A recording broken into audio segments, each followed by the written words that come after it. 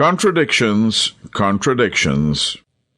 While this agreement was being reached to heal a theological schism which had begun over indulgences, Pope John Paul II was defiantly offering special indulgences for the year 2000. Forgiveness of sins for giving up cigarettes for a day, for making a pilgrimage to Rome, for walking through one or more of the 4 holy doors he would open, and so forth. In spite of this new agreement between Lutherans and Catholics, not one change could be noted in Roman Catholic beliefs and practices. Everything that Martin Luther had so vigorously opposed was still fully in place, including the wearing of scapulars, promising that whosoever dies wearing this scapular shall not suffer eternal fire. John Paul II, who many evangelicals call a fine Christian, has worn one since childhood. The wearing of supposedly miraculous medals for protection, the use of holy water, prayers to saints, and especially to Mary for help and even salvation, pilgrimages to shrines, some pilgrims walking on bloodied knees, the better to earn forgiveness for their sins, and too many other unbiblical and superstitious practices to enumerate.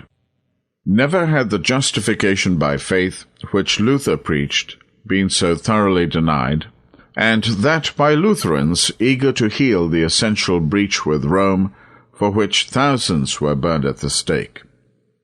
The Pope even had the impertinence to remind the world that the practice of holy pilgrimages for forgiveness of sins had been initiated in 1300 by Pope Boniface VIII, whom he lauded as of blessed memory. Apparently, John Paul II thought it had been forgotten that Boniface was a murderous, anti-Christian, openly fornicating pope. A mother and her daughter were both among his mistresses.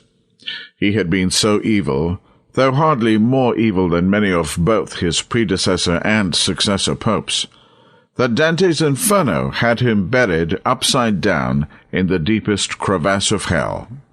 Slaying its 6,000 inhabitants, Boniface, of blessed memory to John Paul II, had utterly destroyed the beautiful colonna city of Palestrina, Italy, with all its art and historic structures dating back to Julius Caesar, reducing it to a ploughed field that he sowed with salt, giving indulgences to those who did this wanton evil. Boniface had issued Unam Sanctam, an infallible papal bull, in 1302, which is still in force and effect today, declaring that there was no salvation outside the Roman Catholic Church, and that for anyone to be saved, it was altogether necessary to be subject to the Roman Pontiff.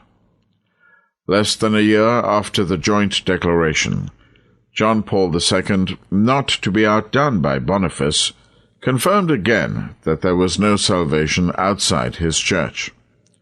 Lutherans were offended, as though this were something new. Yet the Pope has made such pronouncements before, and the same dogma has long been stated in Catholic catechisms and numerous other official documents. Nor had the new agreement between Lutherans and Catholics even addressed, much less corrected, numerous other Romish heresies.